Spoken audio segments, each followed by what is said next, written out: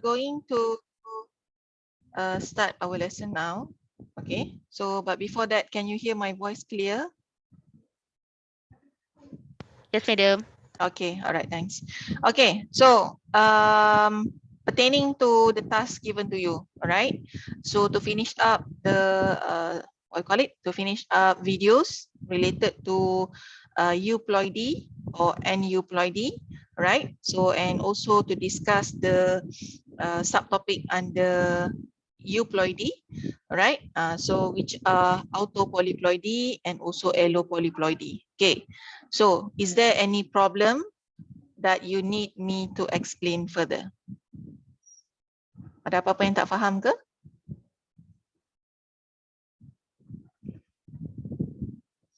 Have you finished up watching all the videos?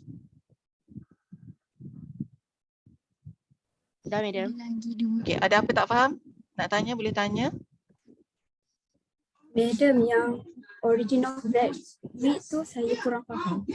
Yang mana? Bread wheat. Okay, alright. Okay, so for bread wheat, okay, let me explain more about the bread wheat. Okay, so remember this case ataupun condition related to the bread wheat, origin of bread wheat is part of allopolyploidy. So remember we have two, autopolyploidy and allopolyploidy. Auto means it actually originate from one species. As for allopolyploidy, it is organism that have more than 2 sets of chromosomes. So meaning that they might have 3 sets, 3N, so that we call as 3N. Some of them might have tetraploids, 4N, 4 sets, right? Pentaploid, 5 sets and so on. So usually organism yang macam kita ke other organism, they have only 2 sets of chromosome. That's why we call as 2N. But some organism, right, have more than 2 sets of chromosome and it is derived from different species. So bila ada perkataan different species, meaning this is referring to allopolyploidy. Okay, meaning that you are trying to hybridize or you are trying to what we call it, bahasa Melayu kita kacukkan, right? Untuk kacukkan dua spesies yang berbeza so that you are going to have a new product, meaning one new species from the combination of 2 different species. Okay, all right. So what happened, all right, technically what happened if 2 species of organism hybridize, the F1 hybrid will be sterile. Okay, the F1 hybrid, anak-anak F1 dia akan sterile. Kenapa? Because the chromosome cannot form homologous pair. Chromosome mesti homologous, right? But then it cannot form the homologous chromosome. So that's why it is known as hybrid sterility. Bila sterility means they are not able to produce offspring. I mean, they are not able to produce gamete because the chromosome cannot form homologous pair. Okay, so it can be fertile. We can produce fertile offspring if the chromosome of F1 undergo either somatic doubling or union of unreduced gamete. Okay, somatic doubling means, in other words, I would say that the chromosome double up sajalah, right? The chromosome, what call it, produce a cell with twice normal number of chromosome. Chromosome tu jadi berdouble, itu sahaja. So bila dia berdouble, what happen? The chromosome is able to produce homologous pair. So bila mampu, the chromosome is able to produce homologous pair. So this is what we call as, it will be fertile. Kalau fertile means they can produce gamete. Okay. Second one, the second method is by union of unreduced gamete. So union of unreduced gamete is the gamete from the different species, right? Will not undergo normal meiosis. So the unreduced gamete will be hybridized and produce fertile hybrid F1. Okay, so this is condition for somatic doubling. Kita tengok nampak tak? This is homologous. Double A, double B. You can see the chromosome are homologous pair. Homologous. Okay, nampak tak? Alright. But as they produce meiosis, in meiosis, here you can see, of course, the chromosome will reduce the chromosome number into half of the original pair, right? So now they become only 1 set. n equals to 4 and n equals to 4. All right. So you can see from here, so these two chromosomes undergo hybridization.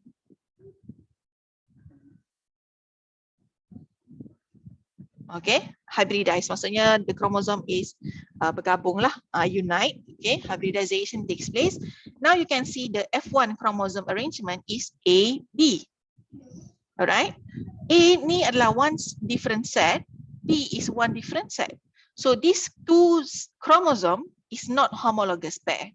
Dia bukan datang daripada homologous pair yang sama. So that's why the F1 hybrid will be sterile. So tak boleh lah, takkanlah A and B is one set, bila meiosis nak berpisah. Macam mana nak jadi gamet? So dia tak boleh. Right? Okay. So what happened? The chromosome of F1 may undergo somatic doubling. You can see chromosome of F1 undergo somatic doubling in such a way that the set of chromosome is double up.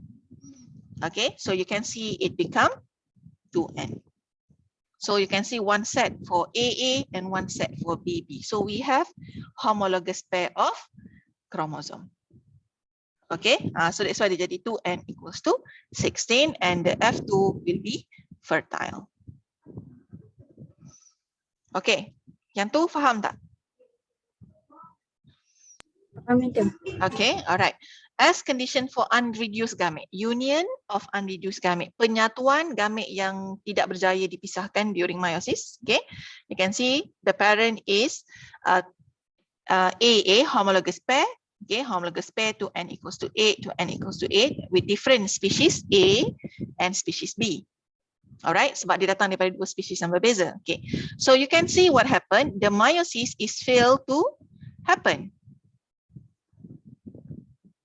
Meiosis 1 failed to separate the chromosome, separate the homologous chromosome. Okay, so you can see what happened to the gamete. The gamete still producing 2n equals to 8, 2n equals to 8 due to the failure of separation during meiosis 1. Okay, so what happened? This union, this unreduced gamete, all right, will hybridize and now producing double A, double B. Double A, double B, 2n equals to 16. You can see ni one set, one homologous pair. This is one homologous pair.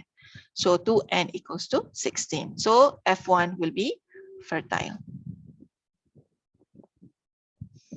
Okay, so this is two conditions that might happen in plants.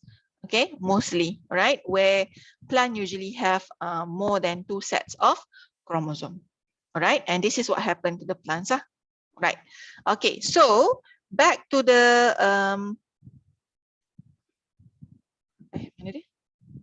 okay. This one, the example, okay, the bread with origin. Okay, so you can see the bread with origin, right, started with 2 different species. Species A, Triticum monococcus, species B, wild goat grass. Okay, so 2 species yang berbeza kita nak kacukkan. Alright, so you can see meiosis happen as usual. Here meiosis takes place. Okay, meiosis happen. So you can see n equals to 7, n equals to 7.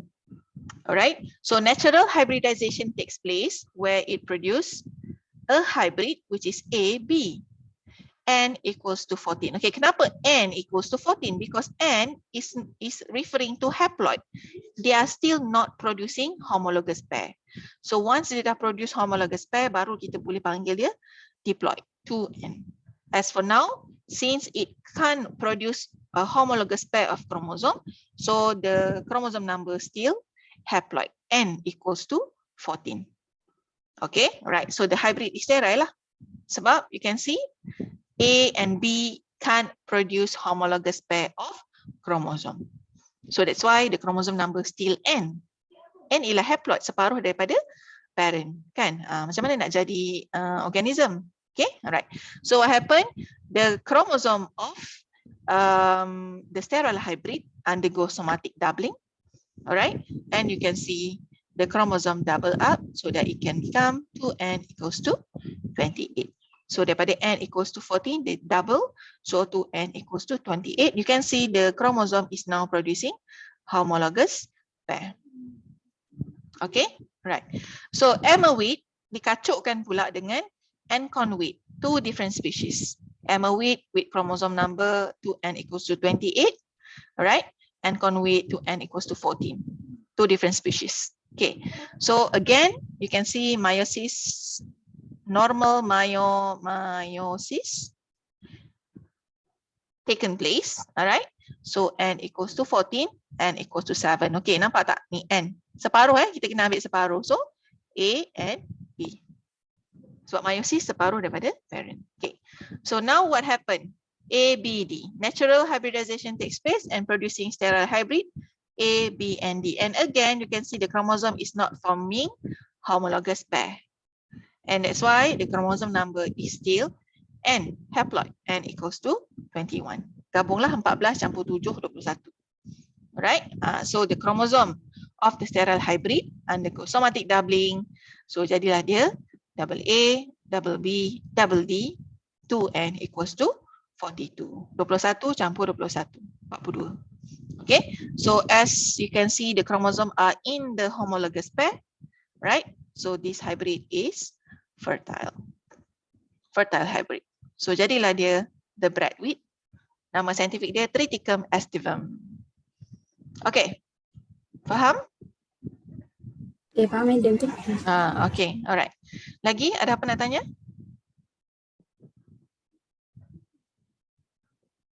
Okay, the key word here is you have to make sure the key point here is the chromosome must be forming homologous pair. Okay, dia mesti berpasangan, homologous pair of chromosome. So if they fail to form the homologous pair, then the hybrid will be sterile. Okay, so itu je lah. Right? Okay, tak ada soalan? Okay, now let's move on with chapter 13. Okay, sempat tak tengok video chapter 13? Sempat? Sempat, okay. Seorang kata okay, yang lain macam mana?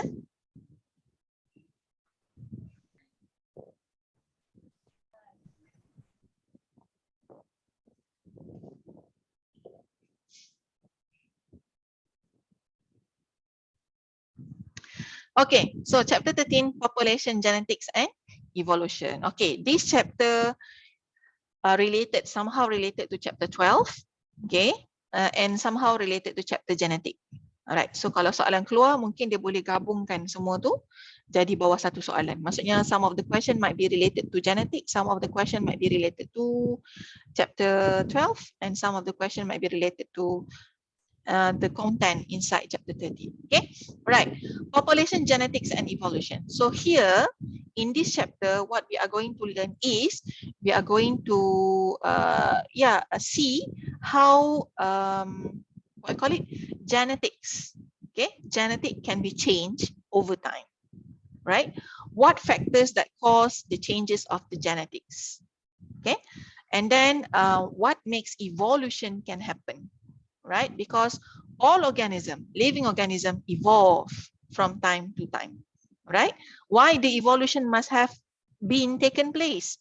Evolution have to take place in order to ensure the survival of a species.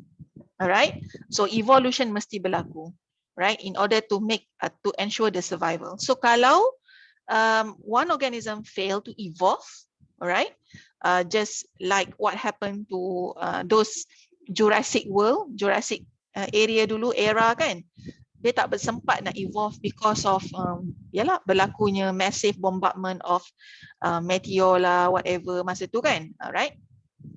So semua mati, tak sempat nak evolve, right? But somehow nature of organism, they will evolve from time to time in order to ensure the survival of the species. But somehow evolution can cause new species to arise. Okay, terbentuklah spesies baru. Contoh macam cicak sekarang, kan? Dikatakan cicak sekarang is actually evolved from a very big lizards during the dulu zaman sebelum lagi kan. So dia evolve. Macam itulah. So when evolution takes place, somehow new species may arise, okay, or form. Okay, so Before we go to the calculation, Mina rasa dalam video yang Mina bagi tu dah ada satu video je rasanya Mina suruh you all tengok kan. It is related to concept. Lebih kepada konsep sahaja. What is gene pool, what is allele frequency, what is genotype frequency and phenotype frequency. Okay. Alright, gene pool concept. Okay, Mina ulang sikit lah. Sekejap, nak tanya ni, frankly speaking, ada yang tak sempat tengok video ni ke? So that I can teach from the beginning? Yes? Ada saya. Okay, alright, it's okay. Alright, gene pool concept. So I start with gene pool concept. So what is the concept behind the gene pool? Okay, whatever that we learn now is about population genetics. Okay, so maybe some of you suka benda ni. Siapa yang rasa nak sambung genetik nanti, this is one of your benda lah. Ataupun siapa yang nak sambung marine biology ke, right? Siapa nak sambung plant biology ke, siapa nak sambung biotech ke. So this is one of your things yang you akan belajar dan kena faham lah. Okay, population genetics is a study on how population change genetically over time. Alright, so somehow it related to the allele, it related to the gene. So kita nak tengok macam mana population berubah. Right, next. Before that, you need to know what is the definition of population. Population is a group of individual of the same species. So this is definition for population. Ingat, population mesti came from group individuals of the same species. Okay, live in the same area. Right, capable of interbreeding because interbreeding happen within the same species, kan? So let's say kita cakap species population of pigs in CFSRIUM, for example. So that is a population because they are belong to the same species, they are living in the same area, and they are able to interbreed among themselves in order to produce fertile offspring. Okay, so itu maksud population. Okay, and what is gene pool? Ataupun bahasa Melayu kita panggil kolam gene. Okay, kolam gene. What is gene pool? Gene pool consists of all alleles of all genes in the population. Itu kita panggil gene pool. Okay, jumlah semua allele yang wujud in an all gene in that particular population. Okay. Gene pool consists of all gene loci in all individual of the population. Dia melibatkan semua locus of the chromosome lah. If you can't remember. Okay, so remember each locus contain one or more genes. So when we are talking about gene pool, it related to all the gene loci. Okay, right. Okay, next term that you have to understand. Okay, cuma jangan risau. Soalan takkan keluar soalan definition. Okay, tak ada. Cuma kita kena faham lah what is the definition. Okay, genotype frequency. Okay, genotype frequency is the proportion. When we are talking about frequency, it referring to proportion of a particular genotype. So genotype frequency in the population. Phenotype frequency is the proportion of a particular phenotype in the population, while allele frequency is the proportion of specific allele. Okay, in a population. Okay, so now to understand the genotype frequency, phenotype frequency, allele frequency, so kita bagi you table macam ni. Okay, this is genotype of 1,000 individual of a population. Okay, individual with genotype capital A ada 490 orang. Individual with genotype heterozygous capital A small a 420 individuals. And population with genotype small a, it is 90. Apa dia? Search pakai tu. Tu. Cabut.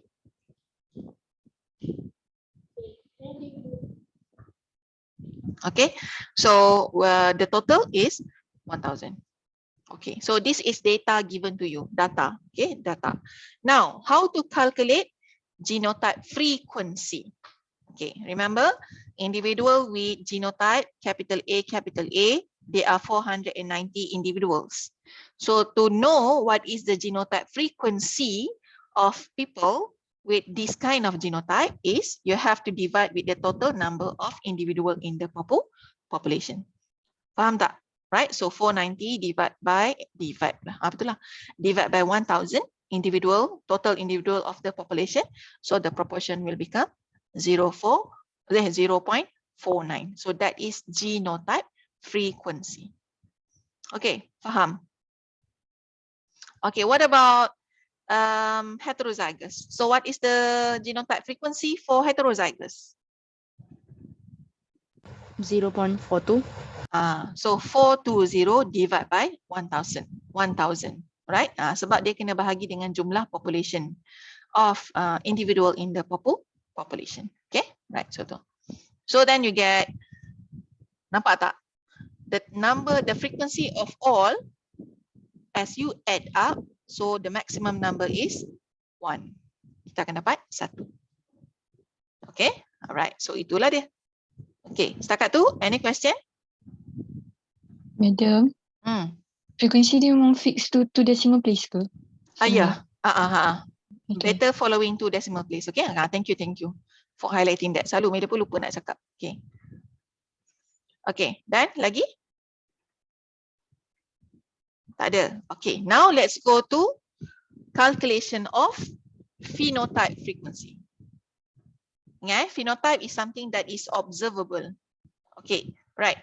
So dominant phenotype, individual, we are still referring to the same population yang tadi tu, population yang 1000 orang tu. Phenotype frequency. For dominant, the total number of individual with dominant phenotype is 910. Soalan madam, mana datang 910?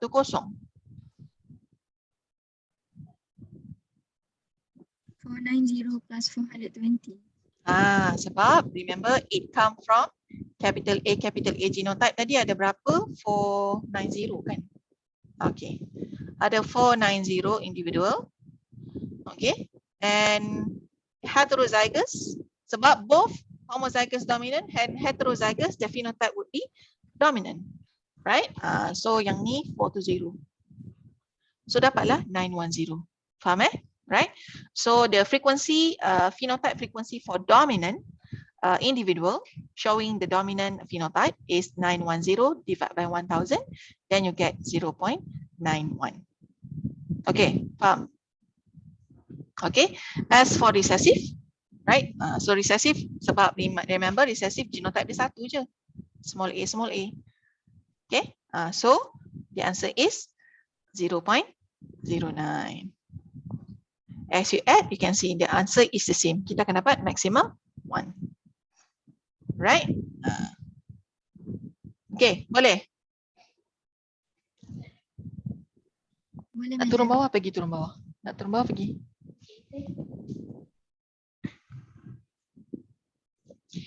Okay, done Alright, so now let's go to allele frequency.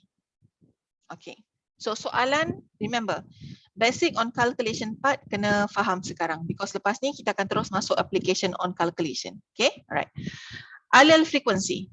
Alright, allele frequency of the same population, we are referring to 1000 individual. Okay, first of all, if you are having question related to allele frequency, right? So you have to get the total number of allele first. Total number of allele. Total number of allele is 2000. Okay, soalan madam, kenapa kena darab 2?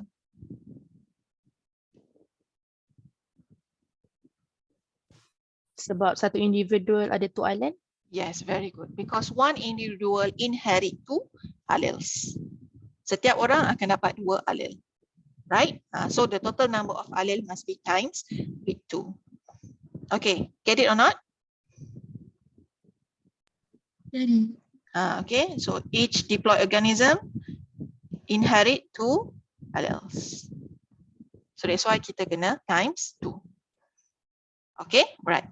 So now, the total number of allele is 2000. Okay, the first question is to calculate the frequency of allele A. Frequency of allele A. All right, remember, allele A present in homozygous dominant form and also heterozygous. Betul tak? So maksudnya kat sini ada 2 kali A besar Sini ada 1 kali A besar. Right. So what is the number of frequency of dominant allele? So 490 times 2. Kenapa? Kenapa 490 times 2? Both allele are dominant. This one is actually referring to homozygous dominant. Darab 2 sebab ada 2 kali capital A. Right. Plus 420. Kenapa plus 420? Sebab you can see capital A, apa nama tu? Capital A appear once in heterozygous. So kita tambahkan 1 kali saja 420. Okay, so the total allele A is 1400 divided by the total number of allele 2000. So the frequency of allele capital A is 0.7. Okay, what about small a allele? Macam mana cara kira dia? 420 plus 90 times 2. 420 plus 90 times 2. Yes, betul. Sebab small a present in homozygous recessive. Homozygous recessive individual kita tadi ada 90 orang. So sebab ada 2 allele, so kena times 2. And also 1 it is in heterozygous. Okay, so the answer is 90 plus 2 times 2. This is for homozygous recessive plus small a in heterozygous 420. So the total is 600. So divide by 2000, then you can get 0.3. Okay, so total will be 1. Okay, boleh? Boleh, Boleh. madam. Boleh. Okay, all right. This is very basic calculation. Okay, so it is quite hassle untuk you can see that frequency of capital A allele plus frequency of small a allele. So kita akan dapat total dia adalah 1. So to ease your understanding, nak mudahkan kita fikir kira semua, so scientist has come up with a formula. So which we are going to refer after this. Okay, alright. Okay, Madam bagi teaser dulu. Apa formula dia? One of the formula is P plus Q equals to 1. Okay, the first formula. Madam, formula ni kena bagi tak dalam exam? Tak ada. Kena hafal. P plus Q equals to 1. So 1 here referring to the total. Alright. P is referring to dominant allele. Q is referring to the recessive allele frequency. Okay. So kita boleh guna formula ni untuk senangkan kita nanti. Okay. Alright. Right. So that will be discussed after this. Okay. Learning outcome number 2. Explain condition of Hardy-Weinberg equilibrium to be valid. Okay, so all this, the so-called calculation yang kita akan kira-kira nanti ni is everything must be following the Hardy-Weinberg equilibrium. Okay, so ada syarat-syarat dia so that you can use the formula or else you cannot use the formula. Okay, so what are the condition of Hardy-Weinberg equilibrium to be valid? So ada beberapa syarat. Okay, Hardy-Weinberg principle says that frequencies of allele and frequency of genotype in a population will remain constant from a generation to generation. Maksudnya Hardy-Weinberg kata allele frequency, genotype frequency of a population will remain constant. Walaupun ada perubahan up and down here and there, so it will remain constant, right? From generation to generation, provided that certain condition is met. Alright, okay. So such gene pool is called as Hardy-Weinberg equilibrium. Okay, so what are the conditions to ensure that the Hardy-Weinberg principle is valid? Right, so the condition ada 5 conditions. Kena hafal. Okay, there are 5 conditions. The first one, it must be an extremely large population size. Population size must be very large. Kalau small size of population, this Hardy-Weinberg equilibrium cannot be used and so-called is not really valid. Okay, satu, extreme population size. Number 2, no gene flow.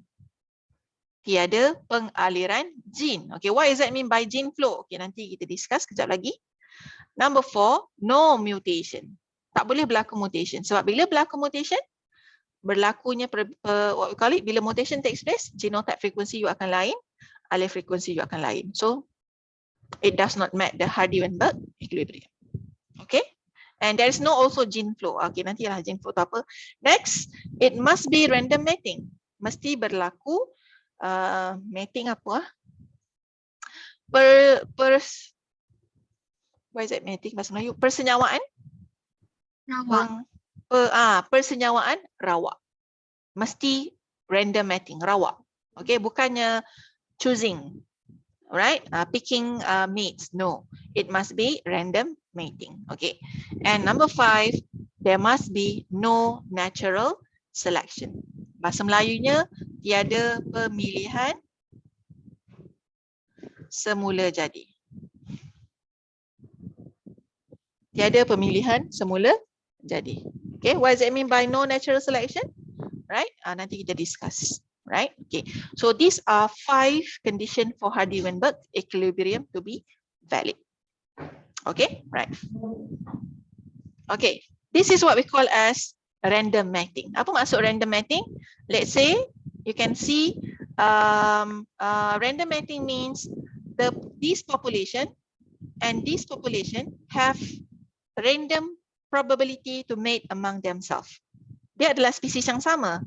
Kucing CFS dengan kucing metrik gambang, for example. Spesies sama.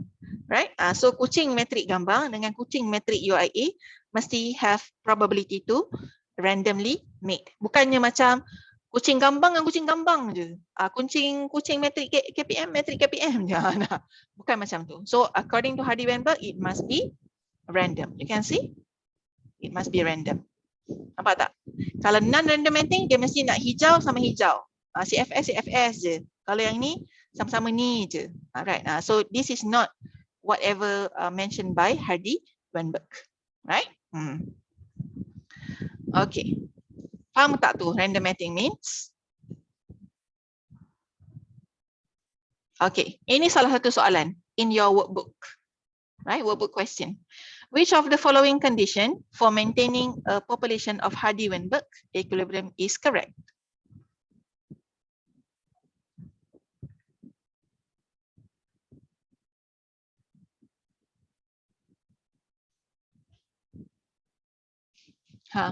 Which one? B.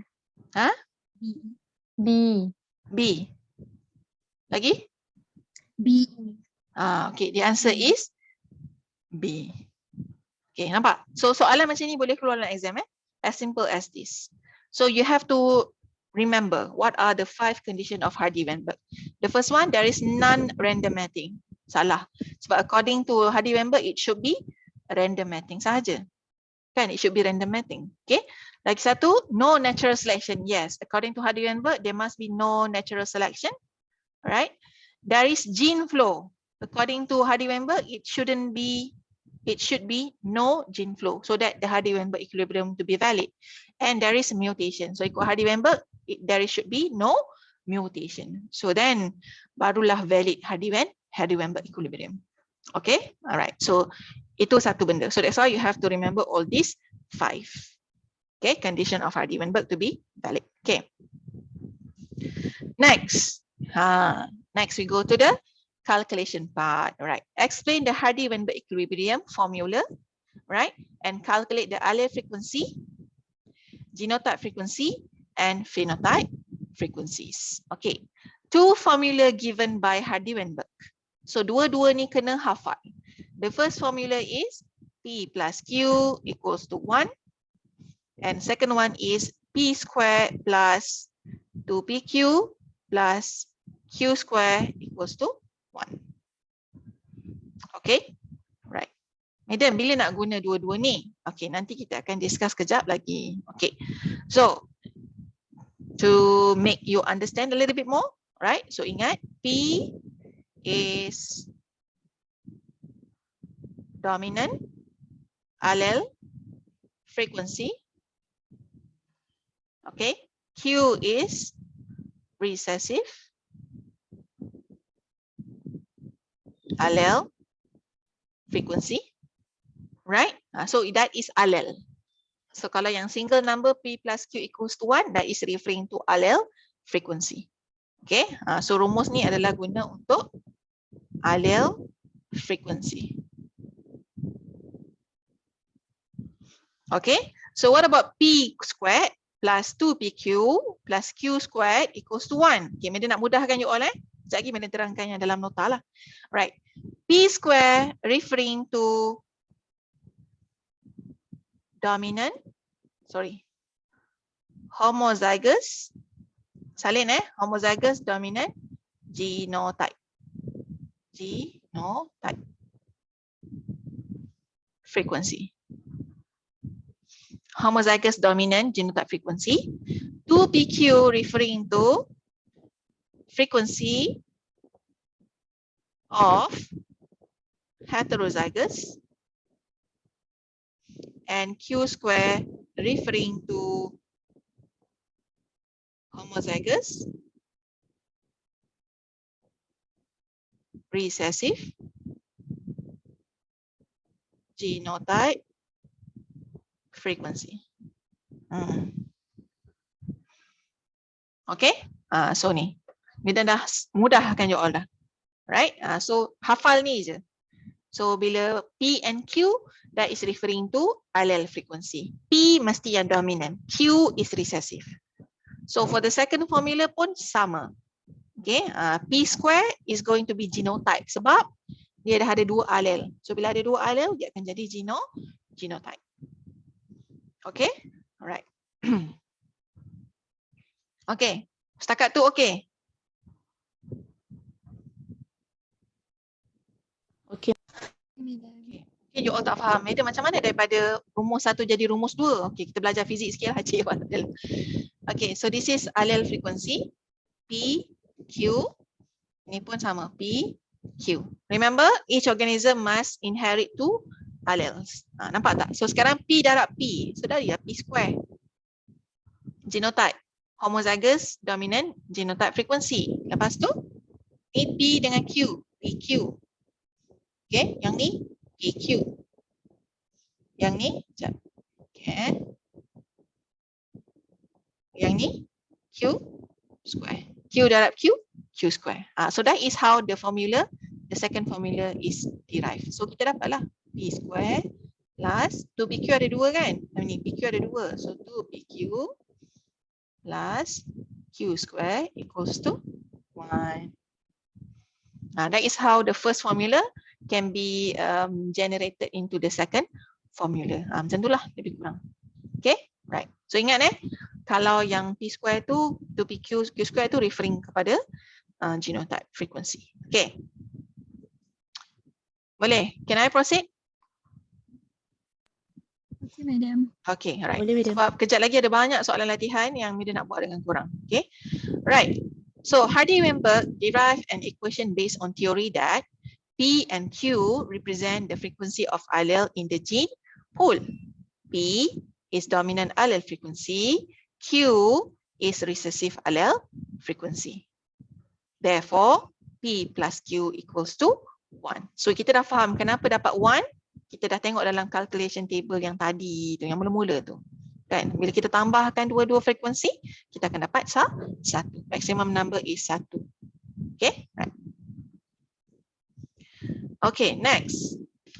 Okay, but in diploid organism, remember, in diploid organism, allele must be in pair. Allele must be present in pair. So, to calculate allele frequency in diploid organism, when we are talking about organism, then we have to use the second formula. So, P square plus 2PQ plus Q squared equals to 1. So P square, frequency of homozygous dominant genotype. Okay, example capital A, capital A. Alright, Q square is frequency of homozygous recessive genotype.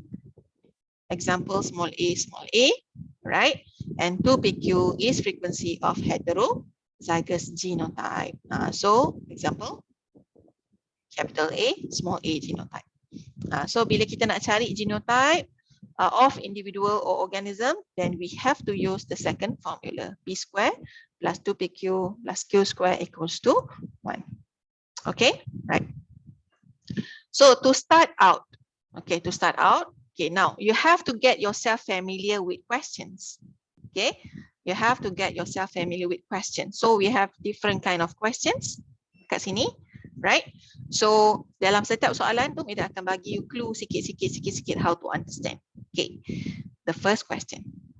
Okay, 90 out of 1,000 individual in the population. So meaning that the number of individual in the population is 1,000. Okay, 90 out of the 1,000 individual in the population are recessive for certain traits. Okay, maknanya 90 daripada 1,000 tu mempunyai recessive traits. Okay, remember bila kata recessive trait, the genotype would be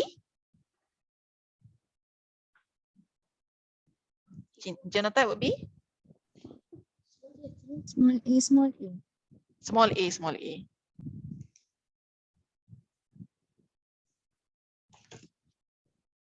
Okay, all right. So meaning that 90 out of the 1,000 individual is having recessive trait. Maknanya the genotype is small a, small a. Okay, all right. So itulah. So soalan minta calculate allele frequencies and genotype frequencies. Nampak tak? So soalan minta dua-dua sekali. Dia minta allele frequency and also genotype frequency. Okay, so first thing first. Okay, dengar ni. The first key, if you are having questions, all right, please first retrieve data related to recessive genotype dulu.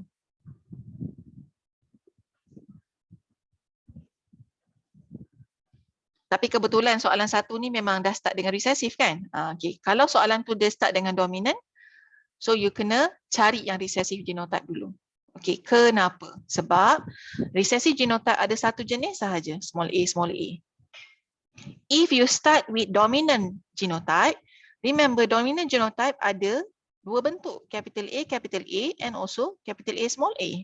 So these are dominant, right? So kalau you kira start dengan yang dominant, data you akan jadi salah. So always start with recessive genotype. Okay, alright. Okay, so now that is the first clue. Nanti kita akan guna untuk second question kot rasanya. Okay, 90 out of 1,000 individual. Ingat, bila sebut individual, right, with recessive of certain traits, so the person must be having genotype small a, small a. Okay, so maknanya kita nak guna rumus yang mana sekarang ni?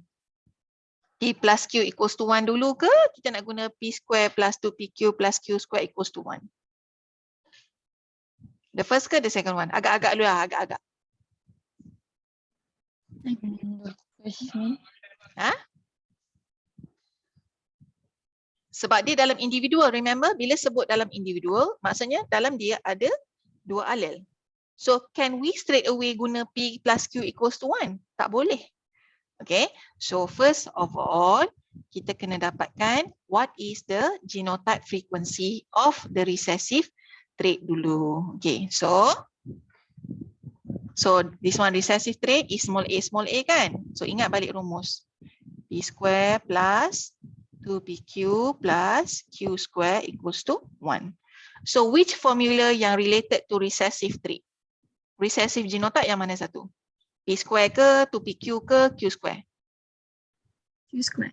Q square. So this 90% and 90%, 90 out of 1,000 individual ialah, okay, kita kena buat genotype frequency of recessive ataupun recessive genotype frequency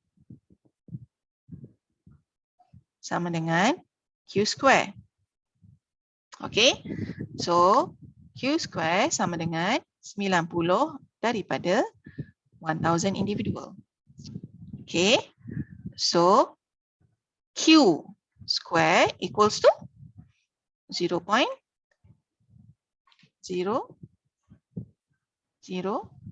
Is it? 1, 2, 3. Betul ke? 0.09. 0.09. 1, 2, 3. Okey, betul. Okey. Dah siap ke belum? Belum, sebab ini masih lagi dalam genotype frequency. So can we get allele frequency from here? Boleh tak kita dapat Q? Boleh. Boleh. So recessive, kita boleh guna rumus ni, jadikan dia recessive terus. Recessive allele frequency. Recessive allele frequency refer kepada Q. Q. Recessive allele frequency, rumus dia adalah P plus Q equals to 1. Okay. So kita boleh dapat Q tak dekat sini? Boleh.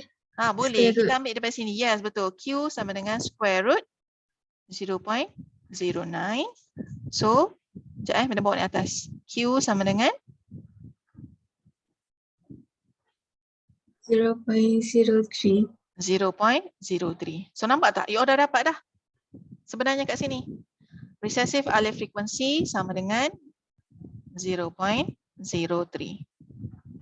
So, sini dah dapat satu jawapan. Q square. Sebab dia minta genotype frequencies and also allele frequencies. Okay. Q square dah dapat. Q dah dapat. Can we get P from here? Yes. Macam mana buat? So, kan dominant allele frequency sama dengan? 1 minus. Yes, bagus. P sama dengan 1 minus Q. Kita gunakan rumus P plus Q equals to 1 tu. Kita dah dapat Q. So, kita boleh dapat P. Kan? So, P equals to 1 minus Q. So, P equals to 1 minus Q tadi berapa? 0.03. So, P kita Q dapat. tadi. Tu ni. Tadi 0.3. 0.3 Square root 0.09? 0.3 Okay. Okay, sorry. Thank you. Okay. Right. So, tadi kita dah dapat 0.3. So, P equal sama dengan 0.7. So, dah dapat dah. Dominant allele frequency dah dapat 0.7. Dah siap belum? Belum, sebab dia minta genotype frequencies. Meaning, you have to give all genotype frequencies. Q square dah dapat. Kan? Allele dah siap dah. Allele P dah dapat. Q dah dapat, settle. Sekarang kita nak cari apa? Dominant genotype frequency. Okay, dominant genotype frequency sama dengan apa? Dominant genotype frequency apa? P square. P square. Good. Okay. So, P kita dah tahu. P ialah 0.7. So, 0.7 square. So, jawapan dia?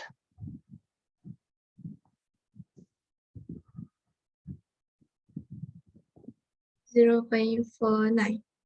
0.49. Okay. P square dah dapat dah. Okay. Right. Next. Apa lagi? Yang nak kena cari? Frequency of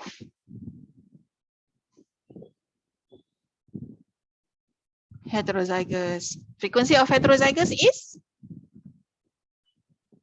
2PQ. 2PQ. So, 2 darab P. P berapa tadi? 0.7 darab 0.3. So, sama dengan berapa? 0.42. 0.42. Dah siap. Okay. So, kalau tak percaya, cuba tambahkan. Q square Q square tambah dengan P square tambah dengan 2PQ. Dapat tak satu? Tak ada calculator lah. Calculator Pak sini.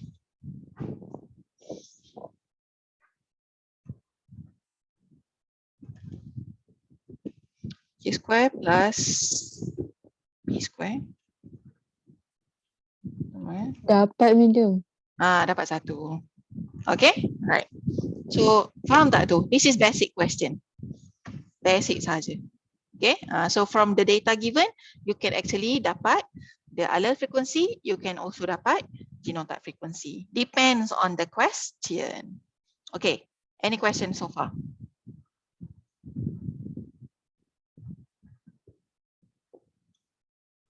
Tak ada. Sempat, Salin? Empat.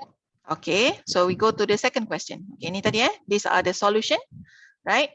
So first is Q square, frequency of the homozygous recessive genotype dulu dapatkan, and then from there you can get frequency of recessive allele. Daripada Q square kita boleh dapat Q.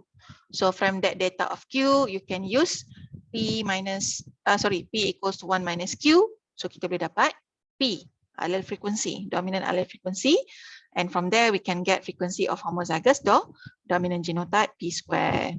And also 2PQ. Okay, habis, settle. Okay, right. Second question.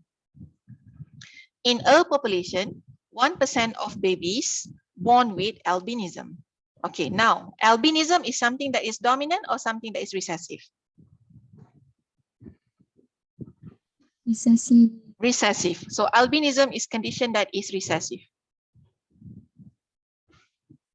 Okay, so you dah faham lah maknanya 1% of babies born with albinism. So soalan minta determine the dominant allele frequencies. Nampak tak? Dia tanya lain, lepas tu dia bagi lain, dia tanya lain. Right?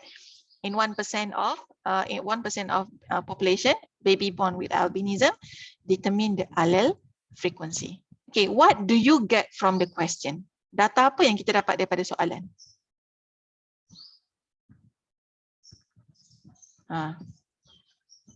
Babies referring to individual. Albinism referring to something that is recessive. So data apa yang kita dapat? Recessive genotypic frequency. Yes, kita dapat recessive genotype frequency. So, apa dia tu? Q Q squared. Very good. Recessive genotype frequency. Yang kita dapat daripada question ni is Q square. So this 1% babies with albinism blah blah blah is actually referring to Q square. So Q square equals to, adakah kita nak tulis 1%? 1% tu sama dengan berapa sebenarnya? In frequency.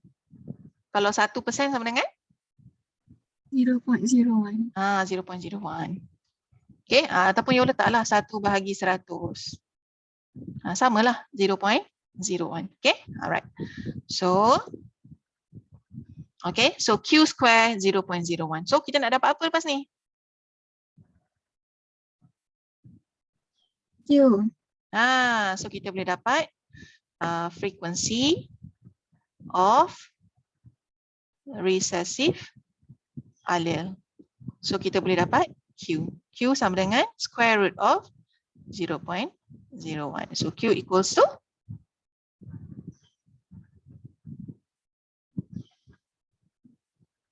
0.1. 0.1. Dah siap ke? Belum. Belum. Apa nak kena buat lepas ni? Cari P. Sebab soalan minta find the dominant allele frequency. So dominant allele frequency equals to P plus Q equals to 1. So kita dah tahu ni, kita nak cari P. P sama dengan 1 minus Q.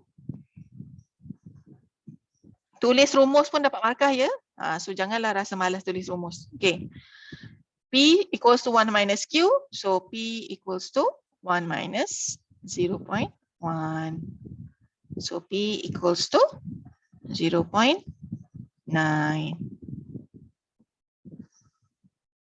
Okay, dapatlah jawapan dia. Soalan minta dominant allele frequency. Okay. Faham ke? Any question?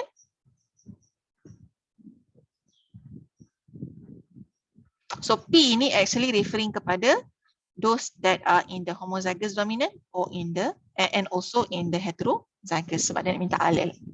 Kan? Cuma kita tak calculate yang macam dalam table tu. Kita terus apply kan dalam soalan. Okay. Question?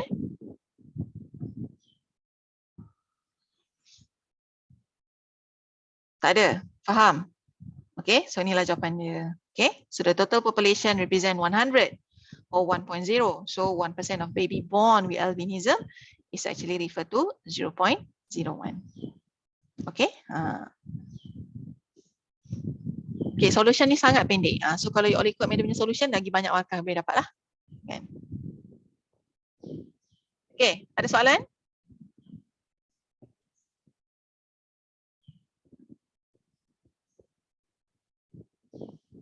Tak ada. Okay, kalau tak ada, let's go to example 3. Example 3, okay. The compound PTC taste. PTC paper ni is a paper to detect your sense of bitterness on the tongue. Okay, so kertas ni kita akan letak dekat atas lidah. Siapa yang rasa pahit sangat tu, maknanya dia adalah dominant. Maknanya they can taste the bitterness from the PTC paper. And ada orang bila letak kertas tu, dia tak rasa apa-apa. Macam Madam contohnya. Letak kertas PTC paper tu tak rasa apa-apa, rasa kertas. Kan ada orang yang macam bila letak je rasa macam tu tau. Right? So kertas ni ada dalam lab. So kalau ada rezeki nanti kita pergi lab. Siapa yang ada stay kat Mahala nak pergi lab besok kan boleh kita buat pakai paper ni. Okay. Right. So siapa yang rasa macam pahit sangat-sangat tu, that is dominant. And for those who cannot taste the bitterness, they are recessive. They cannot taste the bitterness compound from the PTC paper. Okay. The compound PTC tastes very bitter. So to most person, meaning that ability to taste the bitterness is dominant. Right, sebab dia bagi clue kat sini, most person actually can taste the bitterness. The inability to taste PTC, right, is controlled by recessive gene. Okay, siapa yang tak boleh taste bitterness tu controlled by recessive gene. So, in a population, 85% individual can taste PTC. Right, soalan minta calculate frequency of the taster. Taster means the one that can taste bitterness. Ni dominant ke recessive? Dia minta allele T.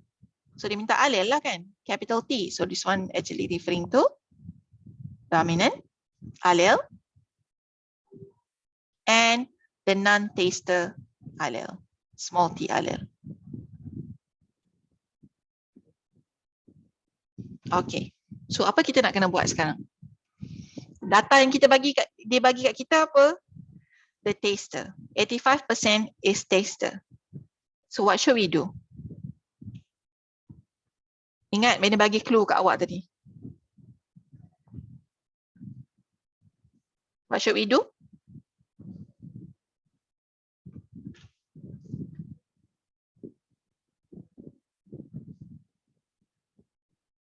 Lain Madam masalah ke? What should we do? Identify apa? Kita kena buat apa? Data diberi adalah taster. So adakah kita kena guna data taster? No. No. Kenapa? Kenapa tak boleh guna yang 85% ni terus? Because ada dominant. Okay, so what? Dan cari yang recessive. Kena cari yang recessive. Ingat, that is the clue given to you. Macam dah bagi tahu awal tadi. If data given to you something that is related to dominant, you have to convert it to cari data yang recessive. Remember, 85% taster ni, orang yang boleh rasa bitterness ni, genotype dia can be capital A or can be capital A small a. Right, boleh jadi homozygous dominant and heterozygous. That is why we cannot use this. Right? Sebab data kita akan jadi tercampur antara homozygous dominant and heterozygous. That is why we have to get the data of recessive dulu. Sebab for recessive, example here the non-tester, there is only one genotype sahaja. Small a, small a. Faham ke tak? Faham. Okay. So now first kita kena dapatkan percentage of non-taster. Sama dengan kita nak cari yang recessive because non-taster is recessive. 15%. 100 minus 100% minus 85%. So the non-taster is berapa? 15. 15. 15%. So 15% ni actually referring kepada apa? Frequency Recessive. of Recessive genotypic frequency. recessive frequency of recessive genotype. So ini apa sebenarnya? Referring kepada Q square. Q square, bagus. Q square sama dengan 15% sama dengan 0.15. very good. 0.15. So frequency of recessive genotype Q square sama dengan 0.15. So apa yang kita boleh dapat lepas ni? Frequency of Recessive allele. recessive allele. Very good. Recessive allele, small t tu referring kepada Q, betul tak? Okay, so Q equals to square root of 0.15. So Q sama dengan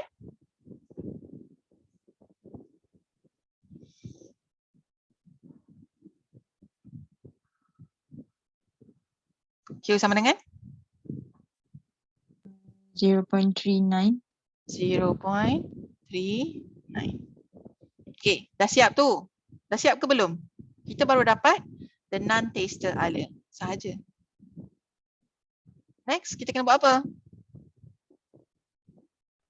Find P. Find P, frequency of dominant allele P. Sama dengan allele P pula dah. Allele dia bagi T besar kan? Capital T sama dengan gunalah rumus P plus Q equals to 1. So P sama dengan 1 minus Q. So P sama dengan 1 minus 0.39. P sama dengan 0.61. 0.61.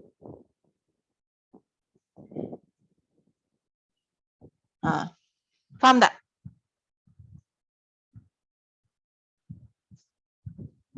Any question? So kita boleh dapatkan, nampak? Daripada data given to you, different data given to you, we can actually use the data to do something else. Okay, by using the two formulas given to you. Okay, any question? No. Sempat salin Okay, so nampak tak ni? So 85% individual can taste the PTC is actually comprises of the homozygous and also the heterozygous genotype. So we have to get the recessive genotype. Okay, so 15% out of the 100% lah kan? Okay, so Q square 0.15, so Q dapatlah 0.39. So from there we can get the dominant for allele frequency, dominant allele frequency. So P equals to 1 minus Q. So we get 0.61. Okay. Soalan calculation macam ni confirm keluar. Either MCQ ataupun structure. Mesti keluar. Okay. Okay, done.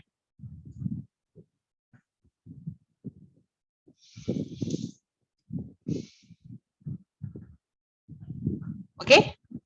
Sambung.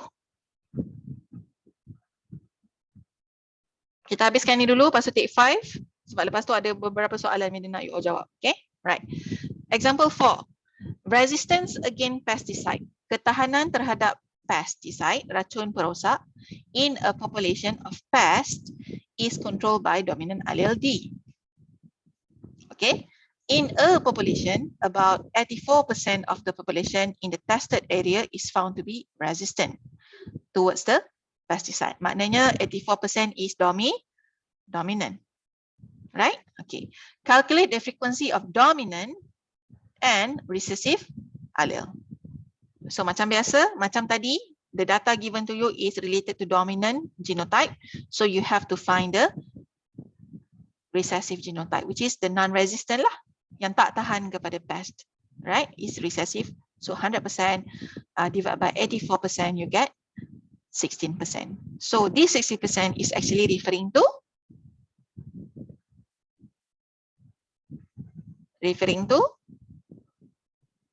Frequency of recessive genotype. yes, Q square.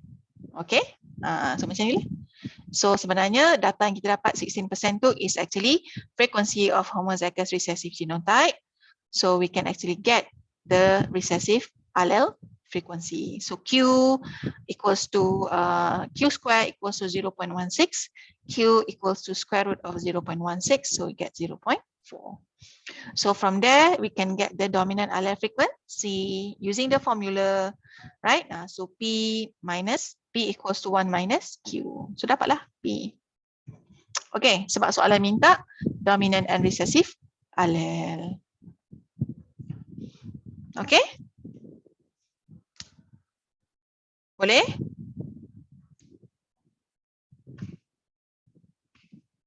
Boleh. Okay, lama ada lagi pula punya. Oh, sebab dia bersambung ya. Okay. Ni soalan D1. Okay, D1. Capital D allele and capital small d allele kan. Okay, ni soalan 1. For example 4. Kita dah dapat P and kita dah dapat Q. So P dah dapat 0.6, Q pun dah dapat 0.4. Okay, soalan 2. Calculate the expected number of rodent with genotype capital D, small d in a 500 population. So dia suruh cari expected number of rodent with genotype capital D, small d. So capital D, small d is referring to 2PQ. hetero kan? Hetero is 2PQ, heterozygous. So formula for heterozygous is 2PQ. So tengok tu. So apa jadi? Oops. Okay. Okay, so we have to use the formula. Yang ni 2PQ. So 2PQ is frequency of heterozygous genotype. Right? So 2 times P times Q yang kita dapat tadi. So dapat 0.48. The question minta berapa ekor rodent, right, that is heterozygous in the population of 500. So the number of heterozygous is 0.48 times the population size 500. So 240 ekor rodent is actually heterozygous. Okay, so tak kisahlah lepas ni kalau keluar soalan minta calculate the number of recessive rodent ke, you dah tahu dah because recessive rodent is Q square. So berapa ekor? So Q square times 500. Dapatlah jawapan. Okay, boleh?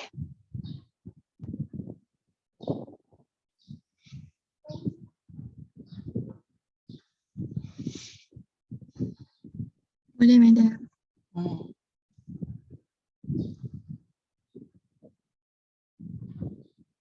Okay, alright. So there is another question, right? Lepas ni, so take 5 minutes break dulu. Okay, take 5 dulu, and we continue after this. Okay, so take 5.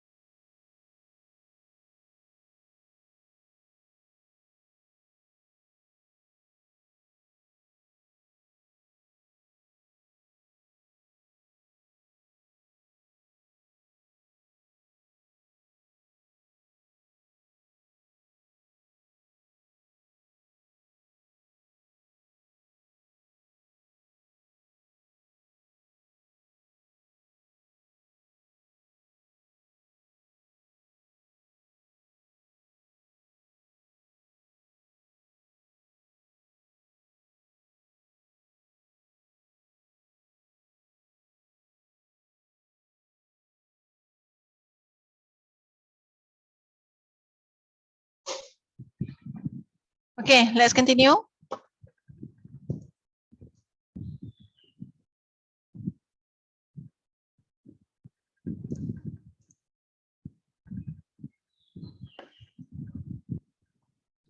Okay, next question related to genetic. Okay, that's why Madam takut lah kalau keluar soalan genetik tiba-tiba dekat dengan soalan population genetics ni kan. Okay, so example 5 is about codominant allele. Okay, given to you a population with 1,530 individual in the population. Okay, 500 of them have blood group M. Okay, 770 of them having blood group MN and 260 having blood group N. Alhamdulillah. Calculate the frequency of M allele. So this question asking you about M allele. So macam mana kita nak buat kalau soalan macam ni? First thing first, what should you do?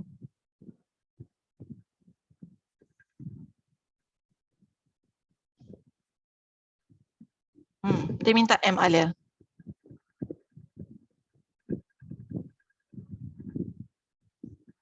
Ada dua cara.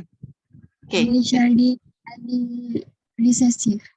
Boleh cari allele resesif. Okay, macam mana nak buat?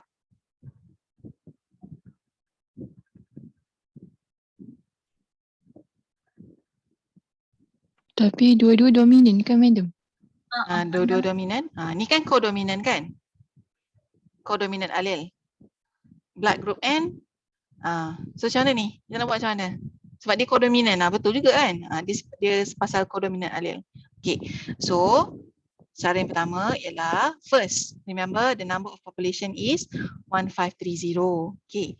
So first of all, we have to find the total number of allele in the population. Okay. So how to get the total number of allele? Remember setiap orang mesti dapat 2 allele, right? So population ada 1,530 orang. And setiap orang mesti dapat 2 allele. So the total number of allele is 1530 times 2. Times 2. So jawapannya ialah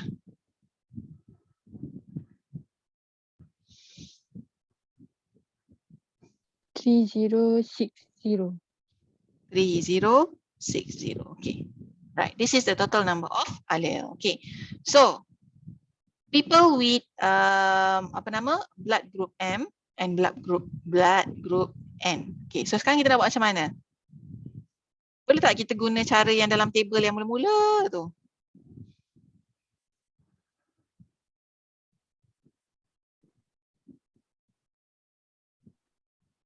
Frequency of allele M. Sama dengan? Macam mana nak buat? M present in homozygous dominant and also heterozygous. Betul tak? So frequency of allele M ialah 500 times 2 plus Okay. 770. very good. 500 times 2 plus 770. Times 2 because remember blood group M meaning that this person allele is M, LM. Okay. And for MN orang ni mesti dah ada LM, LN. Dia punya genotype dia. And for those with blood group N dia L, N, L, N. Kan? Yang chapter genetik kita dah belajar. Right? So dia ada 2 allele M. So that's why kita kena darabkan 2. 500 times 2 plus with 1 M here in heterozygous plus 770. Then kita dapat berapa kat sini? Divide by 3060 because we want to get the frequency. So berapa? 0.58.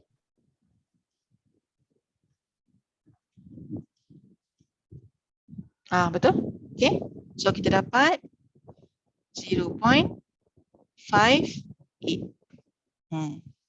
Dah siap?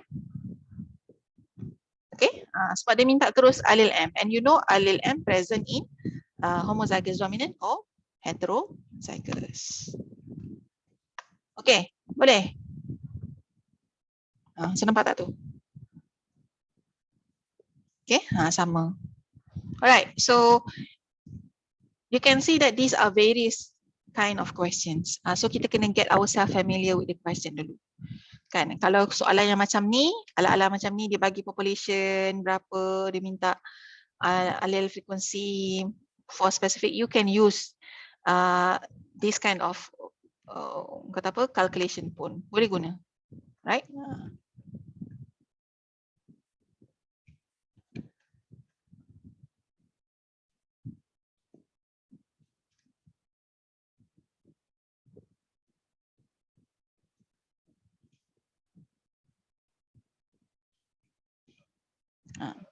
Cara yang kedua sebenarnya boleh guna juga. Cara yang kedua apa? Kita boleh guna Q square. Sebab ni N ialah normal kan? Ini adalah grup normal pula lah, grup.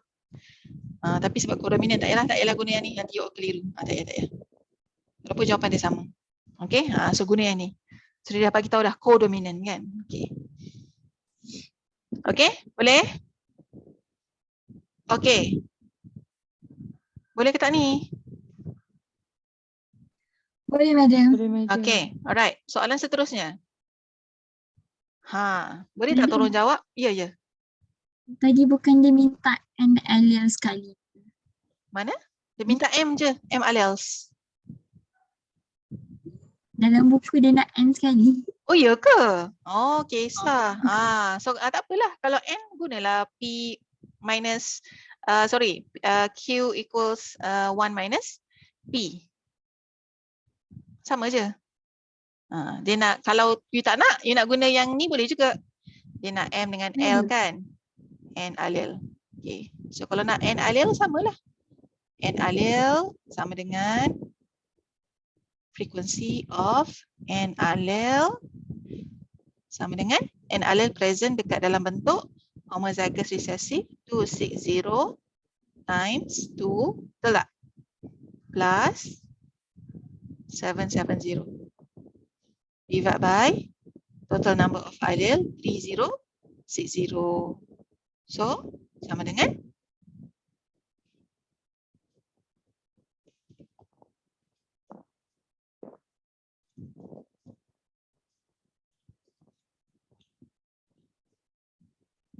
0.42, betul tak? Betul. Okay. Okay, macam itulah kisah dia. Dan okay, so kalau dah siap, dah eh.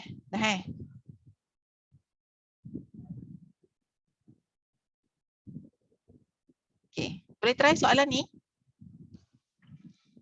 A population in Hardy-Weinberg equilibrium has two allele, capital W, small w, allele.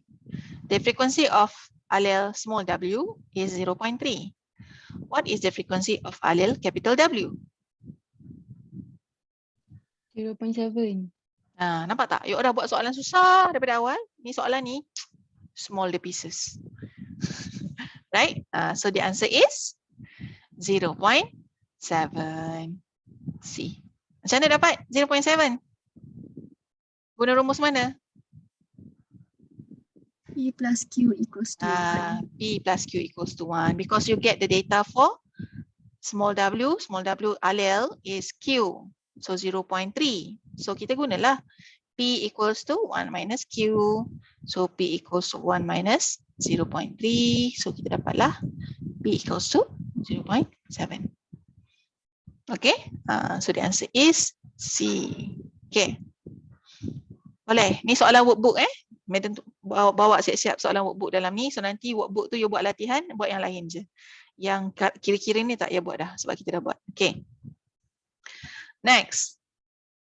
In a hypothetical population with two alleles, capital R, small r, the frequency of allele capital R is 0.8.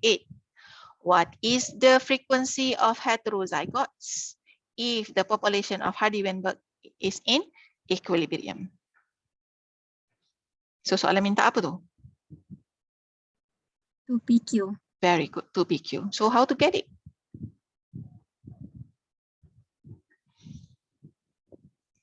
Kita dah tahu R sama dengan P, betul tak? Betul. Kan? So P equals to 0.8. So 0.8 squared.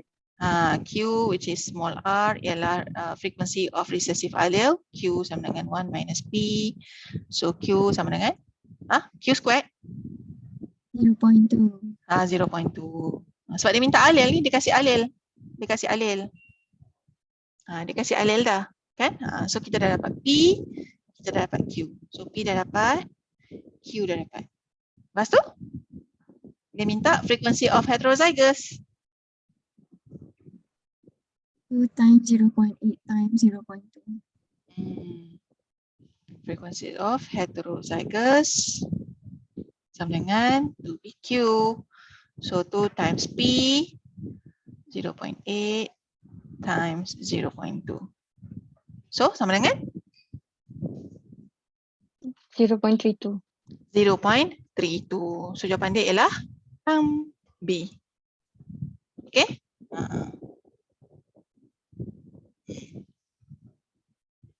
Okay, boleh? Right.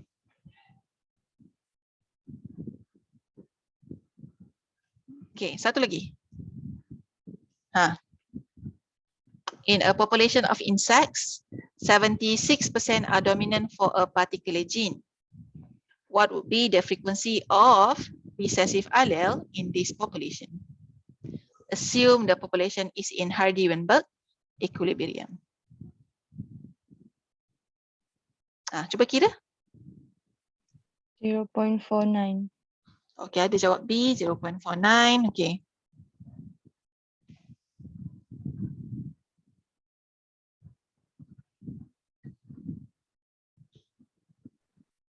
.49 P. Lagi?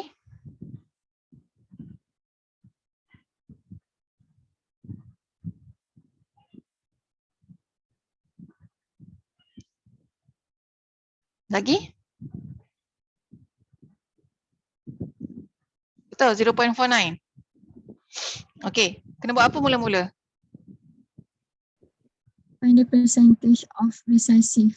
Yes, yes, percentage of recessive. Ingat sebab data dibagi ialah dominant. So you cannot use the dominant data since dominant data comprises of homozygous dominant genotype and also heterozygous. So difficult for us to determine sebab dia bercampur antara dua tu. So find the percentage of recessive genotype. Okay, so 100% minus 76%.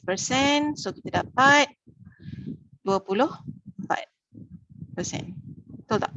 Okay, so this 24% is equals to Q squared. 0.24, right? So recessive allele, frequency of recessive allele is square root of 0.24. So Q sama dengan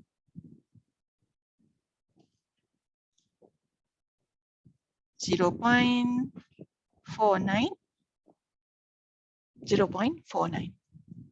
So dia minta recessive allele. So Q lah. Okay, so the answer is B. Okay, boleh?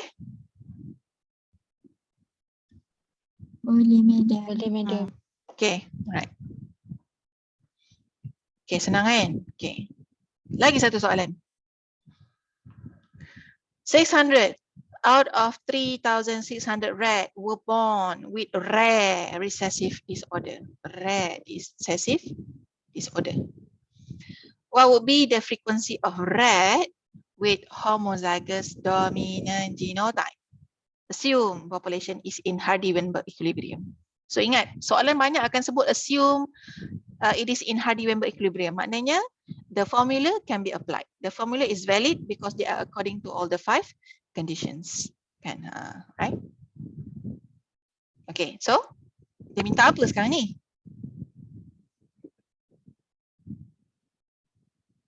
Dia minta apa dengan kita? P squared. Homozygous dominant genotype. Yes, dia minta P square. Good. Okay. Tapi sekarang, what should we do? The data given to us is for us to get Recessive allele frequency. the recessive genotype frequency. So Q square lah. Right? So sebab rare recessive disorder ni kan 600 daripada 3600 tikus, right kan? So Q square equals to 600 over 3600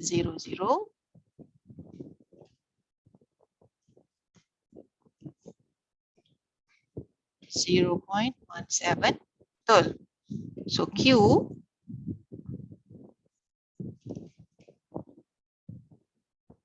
sama dengan 1 minus P. Apa ni? Salah. Q sama dengan square root of 0.17. Sama dengan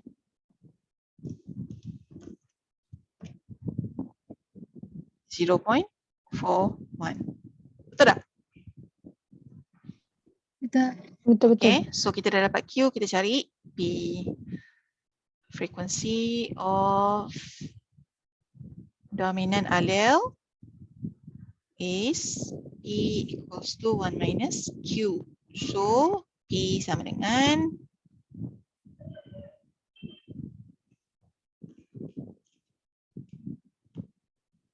0.59. Betul eh? Betul, madam. Okay, so dia minta apa? Homozygous dominant genotype. So kita dah dapat P, kita dah dapat Q. So 0.59 squared. okay, homozygous dominant genotype equals to P square. So 0.59 square. 3.481 sama dengan 3.035. So the answer is B. Betul? Betul. Macam tu lah soalan-soalan dalam exam. Okay? Lebih kurang macam ni. So you have to get yourself familiar with questions. Okay. Okay, habis untuk the calculation part. Okay, remember? So this calculation is applied in assuming Hardy-Weinberg equilibrium is valid. So how to make it valid? So according to the 5 different conditions just now.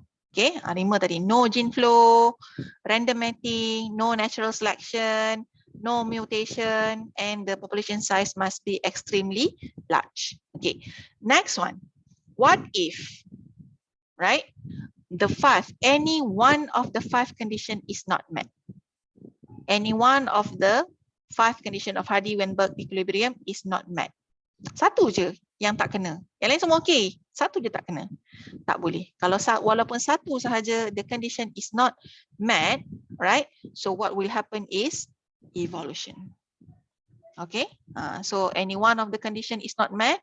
So what will happen or what is the consequences would be evolution. So we are going to see what is evolution. Okay. Right. So evolution is divided into 2. Micro evolution and also macro evolution. So let's see. Okay, so here Allah mentioned in Quran, see, they do not know how Allah originates creation and repeat it. Verily, it is easy for Allah. Okay, say, O Muhammad, travel through the land and observe how He began creation. Then He will produce the final creation. Indeed, Allah has the power of all things. So maksudnya kat sini Allah ada cakap pasal originate things and how it is repeats. Maksudnya benda tu berlaku berterusan dan sebagainya. So this is somehow a little bit related to evolution. Okay, right. So what is the definition of evolution? So evolution is defined as change in genetic composition, right? Referring to the allele frequency, right, of a population from generation to generation. So this is what we call as micro evolution. Okay, right. So living species except for human are descended from ancestral species that were different from the past, from the present day. Right? So this is what we call as macroevolution. So when we are talking about evolution, it actually happened daripada microscopic part, allele frequency, right? Changes of allele frequency sampailah whatever that we can observe compared to the present day, the previous day until the present day. Okay, so microevolution and macroevolution. Okay, so we are going to see what factors that cause the evolution to take place. Of course, it is happened due to mutation, right? It is happened to genetic drift. It is happened due to gene flow, natural selection that leads to the changes of genotype frequency. Okay, maksudnya yang Hardy-Weinberg equilibrium tu lah, right? Faktor-faktor tu tidak dicapai ataupun tidak ditepati, maka berlakulah evolution. Okay, right. So, forces of evolutionary change. One of it is mutation that will alter the allele frequency. Okay, mutation. So ingat kalau kata Hardy-Weinberg, frequency of allele, genotype frequency will be not changed from generation to generation. But due to mutation change the allele frequency. So bila berlaku changes of allele frequency, then it become the population will evolve. Okay, right. So mutation is unpredictable. Permanent changes happen in the DNA, right? So what happened? It will modify the gene pool. Remember, total number of DNA in the genes will be altered, right? So gene pool will be altered or modified. Mutation in somatic cell will be not heritable, but it will increase the variation within the population, and it cause deviation from the Hardy-Weinberg. Okay, so ingat kalau Hardy-Weinberg kata no mutation, but when mutation happen, maka berlakulah evolution. Okay, right. Second factor, genetic drift. Okay, what is genetic drift? Genetic drift is a random change in allele frequency of a small population. Okay, genetic drift happen in small population from the generation to another. Right. One allele may be eliminated from the population purely by a chance. Ingat, dalam satu population, some of them might be carry capital A allele, some of them carry heterozygous, some of them carry homozygous recessive allele, right? But somehow the allele can be eliminated, hilang dalam populasi tersebut. That is happen by itself, kan? Alright, by chance lah. Genetic drift will decrease genetic variation. So bila genetic drift berlaku, some allele is eliminated, so genetic variation will be reduced. So orang makin sama, right? Maksudnya bukan berbeza-berbeza, dia makin sama sebab some of the allele has been missing. Okay, it result in loss of allele which have low frequency, and somehow in extreme case, all individual of the population can become genetically identical due to the loss of allele. Okay, let's see the example. Okay, remember genetic drift usually happen in small population size. Okay, let's say if an allele has frequency of 1% in a population of 1 million individuals, so 1% from 1 million referring to 10,000 individual lah. So 10,000 individual will possess the allele. Okay, but if the population size is only 100, small population size, 1% here referring to 1%, or one individual that will possess the allele. So nampak tak? Kalau populasi tu kecil, maka kebarangkalian untuk allele tu hilang lagi besar berbanding dengan kalau population tu besar. Faham tak? That is what we call as the apa nama tu? Apa namanya tu? Genetic drift. Okay, so genetic drift usually happen in small population size. Sebab kalau the population size is very big, right? Kalau 1 or 2 allele hilang, 1 or 2 individual hilang, so it doesn't affect so much, kan? Tapi kalau population size tu kecil, 1 allele is missing, so it will affect the population gene pool. Okay? Okay, example here. Okay, boleh bergerak kan ya? Alamak, last time dia boleh bergerak benda ni. Okay, let's say before kita bayangkan ini adalah lalat ke, ladybug ke, for example. Before there are 8 individual of the ladybug, right? 8 ladybug with capital A allele. 8 yang warna merah ni ada 8. Okay, and ada 8 with small a allele. So the proportion is 0.5, 0.5. Okay. Suddenly, tiba-tiba kita ni kan pergi garden, pergi main, and kita bawa what we call it, the net sometime to catch the flies ke, catch the bug ke, whatever kan. And sometimes mungkin kita ambil macam ni lah, penyapu, bukan penyapu lah, benda untuk pukul, bunuh ke. It just happen by chance, terduduk ke kan, whatever. So after genetic drift happen, ingat population size 16 je, 16 ekor sahaja. But after the genetic drift happen, only 2 of them possessing the capital A allele, right? And 6 of them having the small a allele. So nampak tak? Total masih sama. 6, 7, 8. 8 daripada 6, 16. So you can see the frequency of allele changes from 0.5 to 0.25. And for the small a allele from 0.5 naik 0.75. So this is what we call as changes of allele frequency due to genetic drift. Okay, so itu kesan genetic drift lah. Okay, soalan daripada workbook to see how do you understand the definition of genetic drift. Which of the following statement explain genetic drift?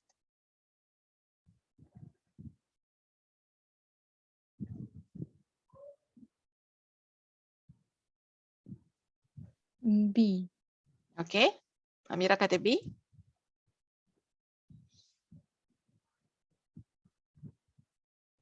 B. Okay, the answer is B. So it is decrease in genetic variation within the population due to loss of allele that have low frequency. Okay, you just imagine yang ni 0.25 ni what happened in few years onwards. Right? Kena bunuh lagi ke, kena apa lagi ke, kena tepuk lagi ke, whatever. You can see lama kelamaan this low frequency of allele can be vanished, hilang. Right? So this is what happened due to genetic drift. It will reduce genetic variation due to loss of allele. Okay? Especially in low population size. Okay, so the answer is B. Right? Okay, the third one, gene flow. Okay, what another factor that can cause evolution to take place is gene flow. Ingat, Hardy-Weinberg kata it shouldn't be no gene flow so that the allele frequency and genotype frequency is constant over time, right? But kalau berlaku gene flow, what will happen? So when gene flow takes place, evolution will occur. Okay, what is gene flow?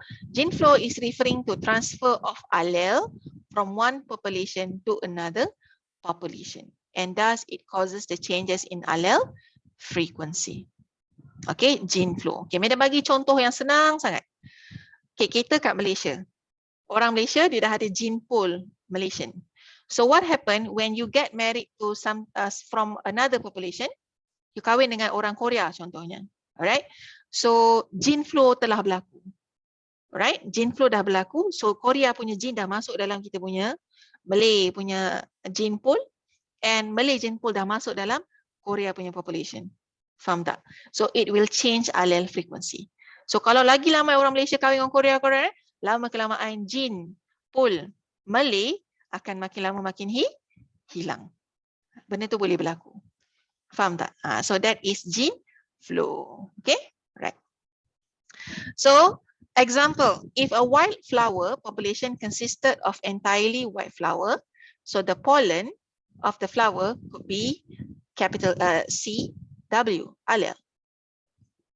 That could be carried into the other population. So kalau pokok tu kat sini semua pokok putih, so allele dia CW. So kalau pokok putih ni kita debungakan dengan pokok merah, right? So the gene pool will be transferred.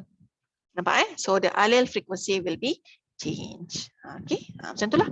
So then that is not aligned with Hardy-Weinberg. Tak boleh gunalah formula Hardy-Weinberg tu. Okay.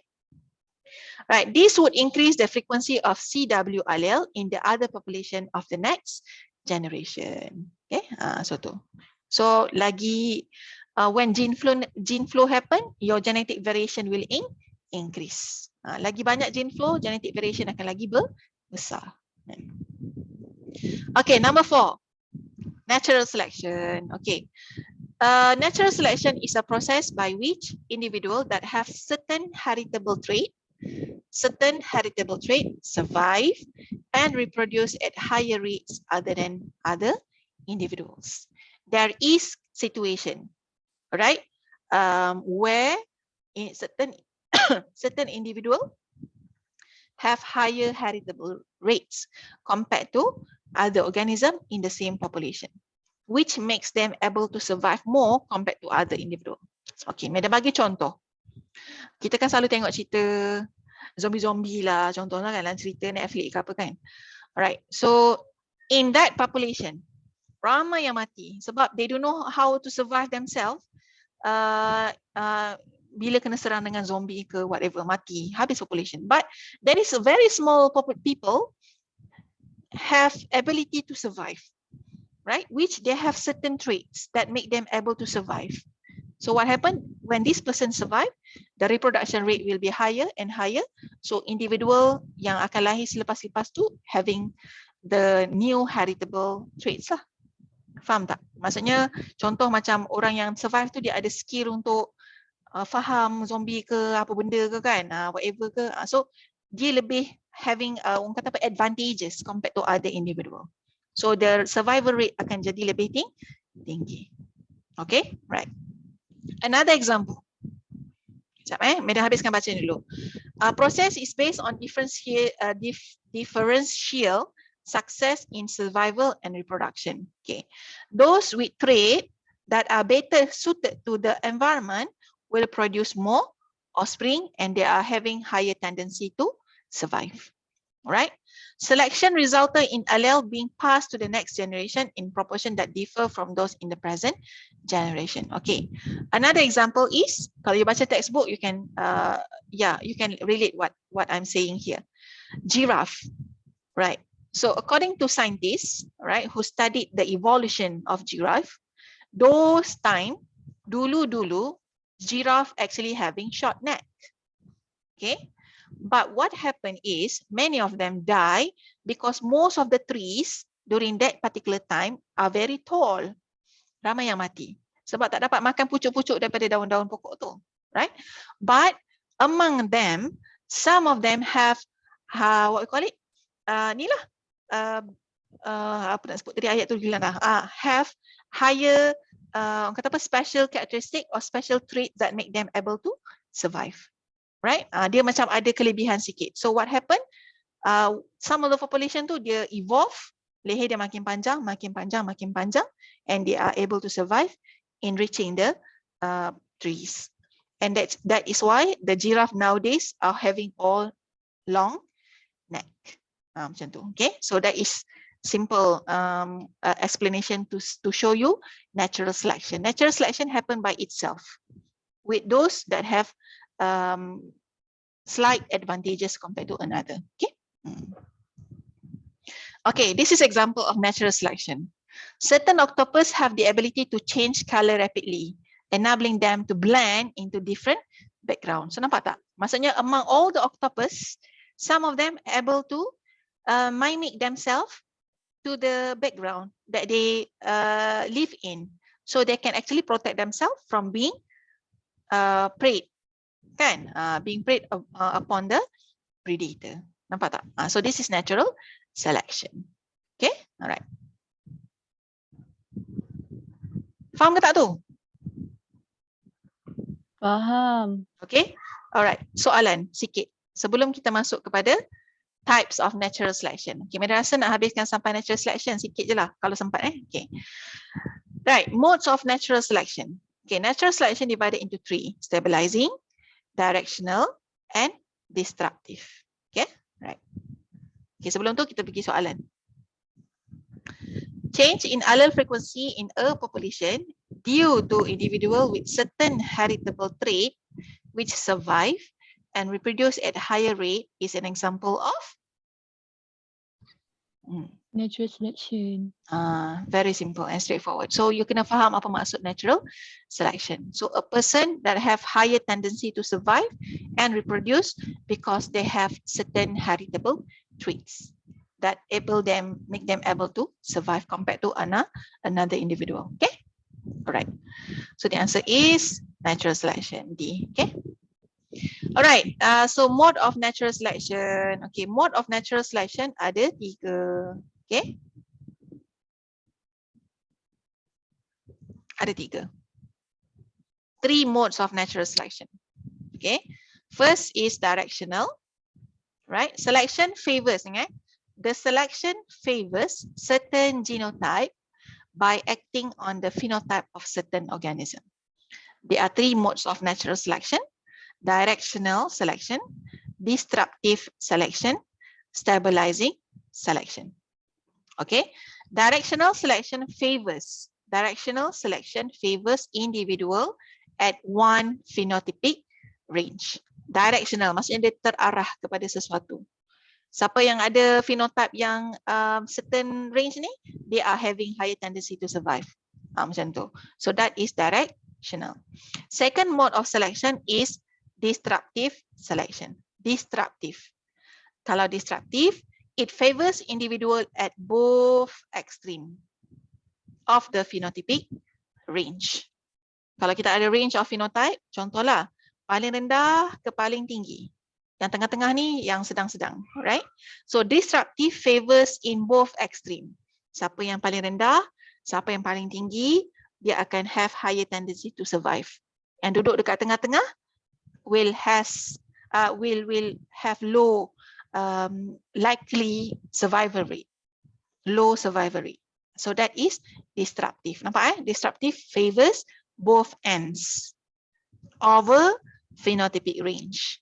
And the last one is stabilizing. Stabilizing favors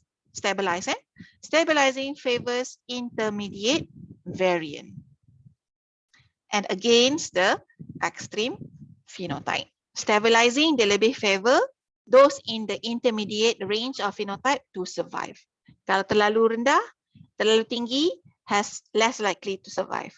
But yang kalau tengah-tengah, has higher percentage of survival. Itu maksud dia. Okay. Directional, disruptive, and also stabilizing. Okay. Right. So this is the picture I want you to fahamkan. Right. You have this picture in textbook 554. Look at here. This is range of phenotype starting from the albino until to the most black color red, for example. Right. So this is original population. Sepatutnya original population memang normal range is yang terlalu putih mestilah sikit, right? Yang biasanya duduk dekat range yang tengah-tengah tu yang lebih banyak, and yang paling gelap adalah yang agak sedikit juga, right? So most population have this kind of shape. Okay, but when selection takes place, let's say directional, you can see from original population, it is directed to certain phenotypic range. Nampak dia lebih survive ke sini. Maknanya siapa yang warna lagi kegelap ni lagi high tendency to survive berbanding dengan warna yang cerah. Macam tu. Faham Right. So what cause the selection? It depends on the environment. Apa yang akan menyebabkan kadang-kadang jadi directional ke, jadi disruptive ke, jadi stabilizing ke, it is depending on environment, persekitaran. Okay, nanti kita akan discuss And disruptive, you can see from the original population sepatutnya macam ni. Disruptive will favors both extreme. Siapa yang warna gelap-gelap, yang warna cerah-cerah lagi senang survive. Yang warna tengah-tengah ni will be less likely to survive. Kan? Okay.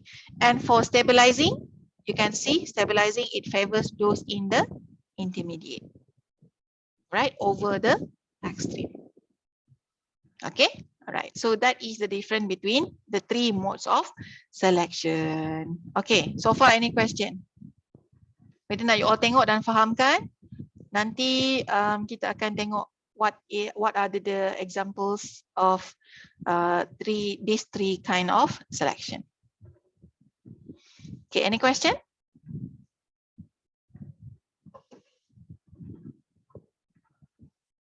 Tak ada? Okay, kalau tak ada, insyaAllah malam ni we will